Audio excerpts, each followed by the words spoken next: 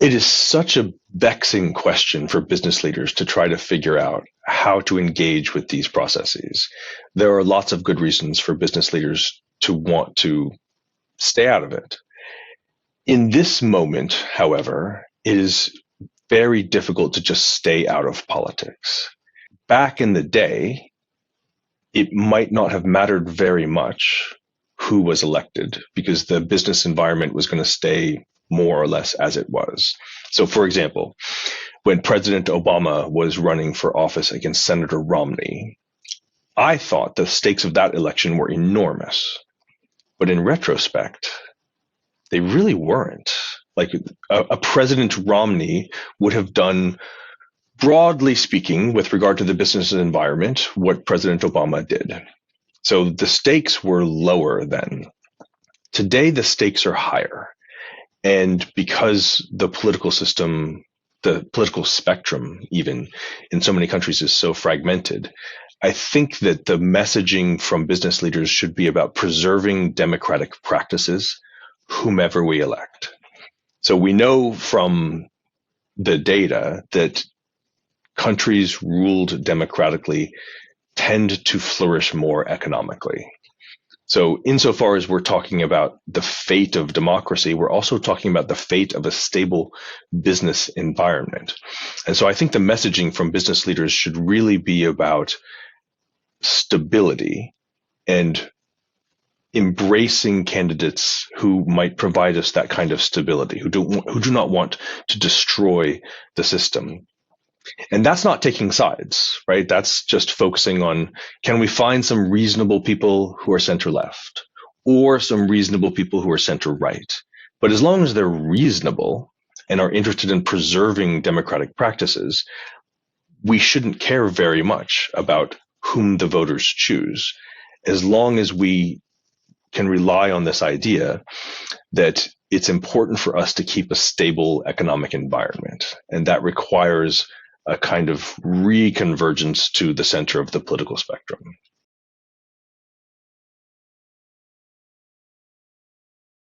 This is such an interesting question, and how generative AI will affect these elections. Honestly, I have no idea because we've never done this before. But there are two elements of this transformation that I think are really interesting to consider. One of them is that we are living in an era of the fragmentation of truth space. I usually think of it in my head as an era of epistemological fragmentation, which I know is a super nerdy way to describe it. But epistemology is the branch of Western philosophy that deals with how we know what is true and what is not true.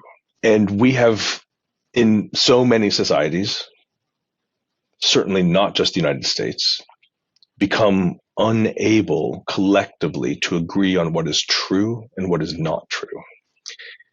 And it is very difficult to have reasoned political discourse when we can't agree on truth. For me, that is the fundamental challenge of this era of elections, which is that we're just not agreeing on what's true and what's not true. Back in the day, when we could agree on truth, we could debate various policies. Should we do this or should we do that? But now we're actually having a conversation about what happened in the past or not. That is, I think, mostly a symptom of the political fragmentation that we have in so many countries, rather than a cause, which is to say, Twitter or X didn't make that happen. Facebook didn't cause that to happen. They don't help, but they aren't the underlying reason why we can't agree on truth anymore. And that's a foundational challenge for democracy. So if we add into that millions of bots that create deep fake videos and further fragment truth space, we've never done that before. The last few electoral cycles in many countries were also burdened by this challenge of trying to agree on what's true and what's not true. But it was mostly human engagement with those questions. To bring in to those debates the possibility of using AI and generative AI at the extreme to further fragment truth space. That is, I think, probably the biggest test of democracy this year. Can we survive it? Can we get past it? Can we find a way to make sense of what's true and what's not true, separate from this deluge of untruths that are going to descend upon us, and at a pace and at a scale that we've never seen before?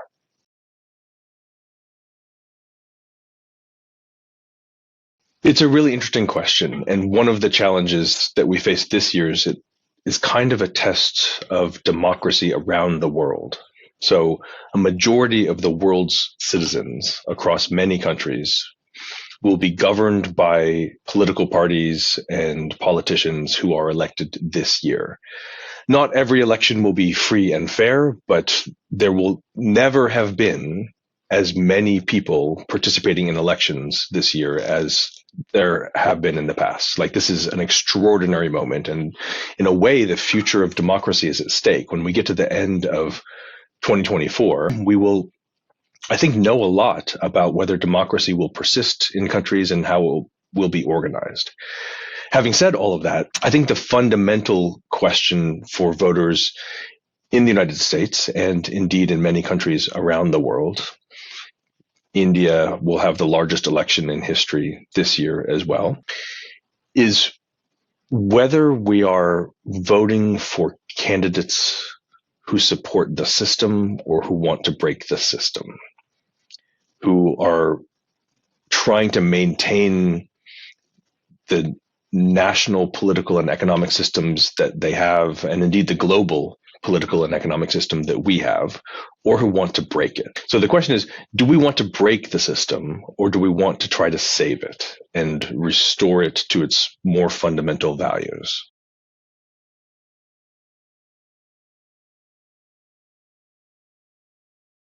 So in terms of looking at the people for whom we will vote and how we should think about it, one of the challenges that we have in almost all of these political systems is a kind of fragmentation of the political spectrum.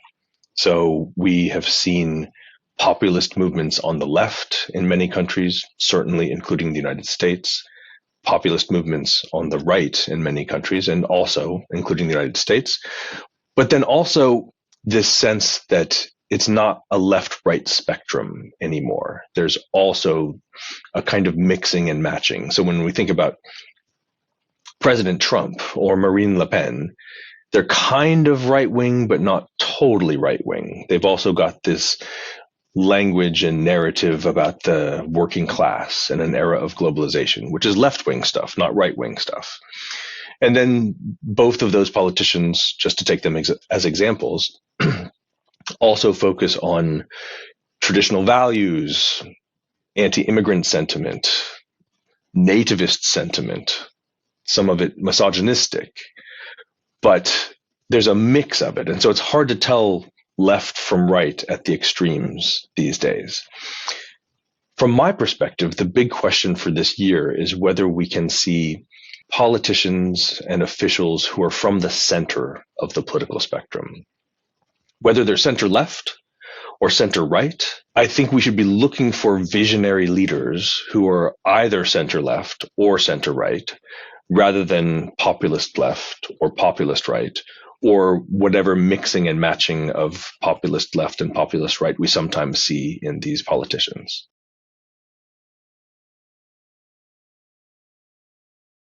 The question of the role of social media in these elections is a really interesting one. And I might have a slightly unconventional take on that, which is, I think, almost not at all.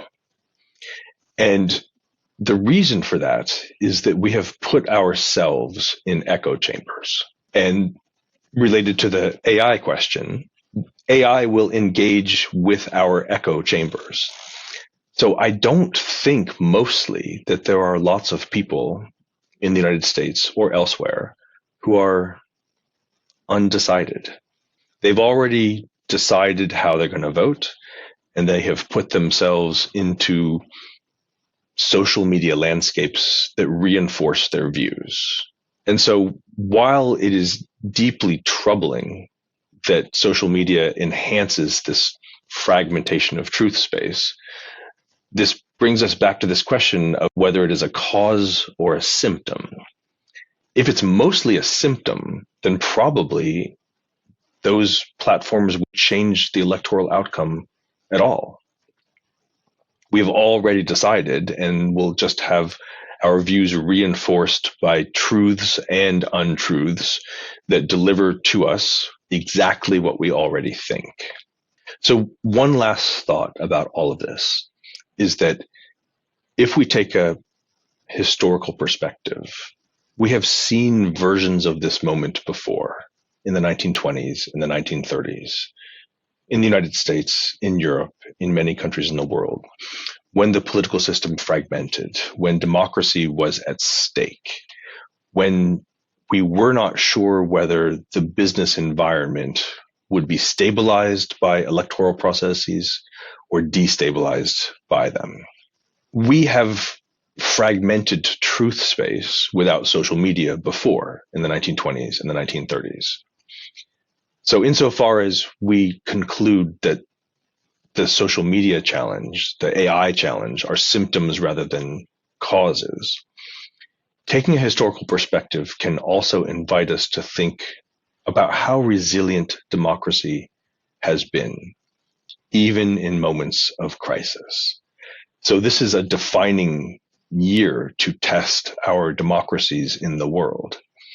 I bet that at the end of this year, we will have discovered that our democracies are resilient, that we can make our way through this, that there are reasons to believe that there is light at the end of this tunnel, that we can reestablish a kind of political and economic stability. But those are just a few data points from history. We still have to meet this test today as well as we can. And the role of business leaders, both as managers of companies, but also as citizens of nations, will be critical for how we make our way through this very tense moment and to try to reestablish a sense of centrist stability, whether it's on the left or the right, as long as we are trying to maintain the system, to reform it, to make it better than it has been for the last 30 years. But the reality is that the fundamental challenge facing us is that people have stopped trusting the system. People have stopped believing that the establishment cares about them. People have stopped believing that the elites, the political and economic elites in their societies, really truly care about the ordinary citizens. People have stopped believing that the system is fair.